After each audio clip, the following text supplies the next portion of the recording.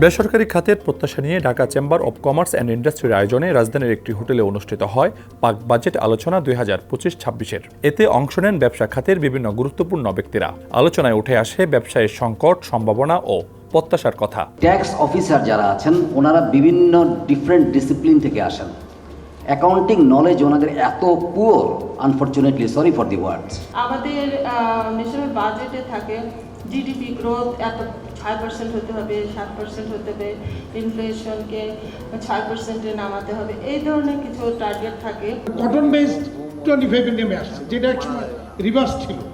তো সেই ম্যানমেড ফাইবারে আমাদেরকে অ্যাগ্রেসিভলি যাওয়া দরকার, যেটা যেতে পারছি না নানা কারণে, নানা প্রতিবন্ধকতা, তার মধ্যে এনবিআরেরও একটা প্রতিবন্ধক।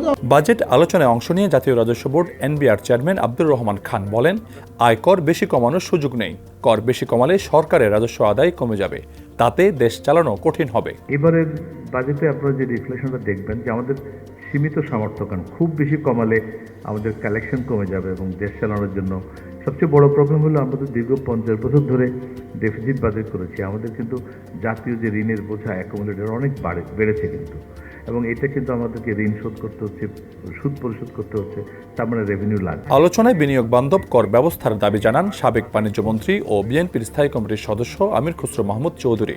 যে থার্ড অপশন ইজ ইনভেস্টমেন্ট ছাড়া আমরা যত এখানে আলাপ করছি, এই ট্যাক্স জিডিপি গ্রোথের যে কথা বলছি, এটা কোনোটাই কাজে আসবে না। এবং হোল ট্যাক্সেশনের মডেল হওয়া উচিত, চিন্তা হওয়া উচিত যে বাংলাদেশে আগামী দিনে আমরা ইনভেস্টমেন্ট কীভাবে ডেভেলপ করব, বিজনেস ডেভেলপ কীভাবে হবে। ইনভেস্টমেন্ট বিজনেস যদি গ্রোথ না হয়, তাহলে আপনি ট্যাক্স জিডিপির কথা বলে কোনো লাভ হবে না। এই সময় ব্যবসায়ীদের পক্ষ থেকে সরকারকে মিথ্যা তথ্য দেওয়া বন্ধ করার আহ্বান জানান এফবিসিসিআই এর সাবেক সভাপতি আব্দুল আওয়াল মিন্টু। ব্যবসায়ীদের পক্ষ থেকে সরকারকে মিথ্যা কথা বলা বন্ধ করতে। এর আগে শুধু মিথ্যা কথা হচ্ছে, $400 বিলিয়ন, $500 বিলিয়ন জিডিপি, এখন বলে কমে নিয়ে আসছে। তো যদি কাগজের খোঁচা যদি কমে আর বাড়ে, উৎপাদন বৃদ্ধি করার দরকারটা কি ভাই? উৎপাদন না করলে চলে, খালি বসে বসে ওখানে লেখেন এবারে 300 বিলিয়ন, আগামী বছর 400 বিলিয়ন।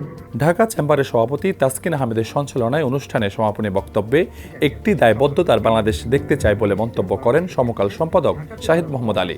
এই 2 ঘন্টার আলোচনাকে যদি আমরা এক কথায় বলতে চাই, তাহলে আমরা বলি যে আমরা একটা দায়বদ্ধতার অর্থনীতি চাই এবং আগামী বাজেটে আমরা এর একটা প্রতিফলন দেখতে চাই।